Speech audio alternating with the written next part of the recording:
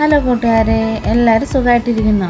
നമുക്ക് പെട്ടെന്ന് തന്നെ തയ്യാറാക്കി എടുക്കാൻ പറ്റുന്ന കപ്പയും കൊണ്ടുള്ളൊരു പക്കാവടയാണ് ഞാൻ ഉണ്ടാക്കാൻ പോകുന്നത്. അതിന് വേണ്ടിയിട്ട് കപ്പ ഞാൻ ഈ രീതിയിലൊന്ന് അരിഞ്ഞു വെച്ചിട്ടുണ്ട്. നിങ്ങൾക്ക് ഇഷ്ടമുള്ള ഷേപ്പിനൊക്കെ കനം കുറച്ച് അരിഞ്ഞെടുക്കാം കേട്ടോ. ഇത് ഞാൻ 2 തവണ കഴുകിയെടുത്ത കപ്പയാണ്. അരിഞ്ഞ ശേഷമാണ് കേട്ടോ കഴുകിയെടുത്തിരിക്കുന്നത്. അപ്പോൾ അതിൻ്റെ ഒരു കട്ട് ചുവയൊക്കെ ഉണ്ടെങ്കിൽ പോയി കിട്ടിക്കോളും 2 തവണ നമ്മൾ കഴുകിയെടുക്കുമ്പോൾ. ഇതിലേക്ക് 2 സ്പൂണോളം റവ ഇട്ട് കൊടുക്കുന്നുണ്ട്. ആവശ്യത്തിന് ഉപ്പും കൂടി ഇട്ട് കൊടുക്കാം.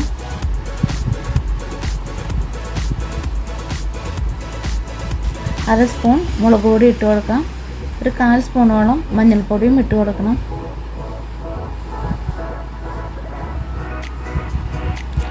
ചെറുള്ളി ചെറുതായിട്ട് അരിഞ്ഞാണ് അതും ഇട്ട് കൊടുക്കുന്നുണ്ട്.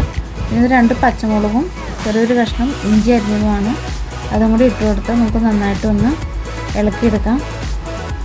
2 സ്പൂൺ വെള്ളം കൂടി ചേർത്തിട്ട് വേണം കേട്ടോ ഇളക്കി കൊടുക്കാനായിട്ട്. നമുക്കൊന്ന് കൈ കൊണ്ട് നന്നായിട്ടൊന്ന് ഉടച്ച് തിരിഞ്ഞെടുക്കുന്നത്.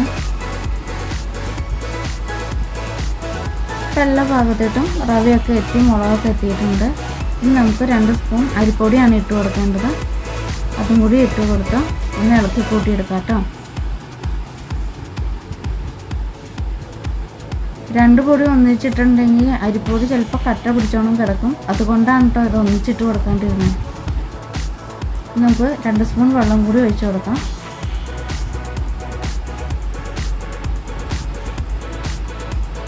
നമ്മൾ കൈ കൊണ്ട് ഉരുട്ടാൻ നേരത്ത് ഉരുളകളായി കിട്ടുന്ന ആ ഒരു പാകമാണ് ഇതിന് വേണ്ടത്.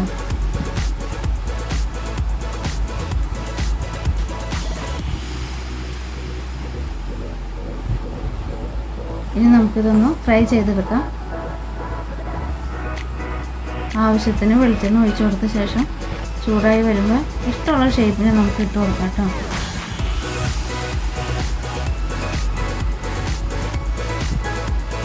ഉരുളകളായിട്ട് ചെയ്യാനാണ് താല്പര്യമെങ്കിൽ അങ്ങനെ ഇട്ട് കൊടുക്കാം.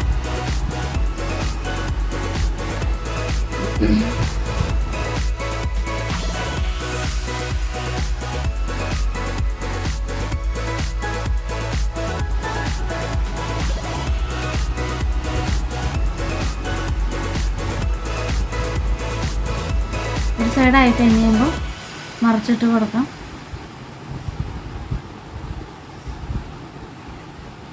എൻ്റെ ചാനൽ ഇതുവരെയായിട്ട് സബ്സ്ക്രൈബ് ചെയ്യാത്ത കൂട്ടുകാരൊക്കെ ഉണ്ടെങ്കിൽ ചാനൽ സബ്സ്ക്രൈബ് ചെയ്യുകയും ഷെയർ ചെയ്യുകയും ചെയ്യണം കേട്ടോ. നല്ല ടേസ്റ്റി ആയിട്ടുള്ള കപ്പയും കൊണ്ടുള്ള പക്കാവട ഇവിടെ റെഡി ആയിട്ടുണ്ട്. ചെയ്യാൻ പറ്റുന്നവരെല്ലാം ചെയ്ത് നോക്കണം കേട്ടോ. Thank you.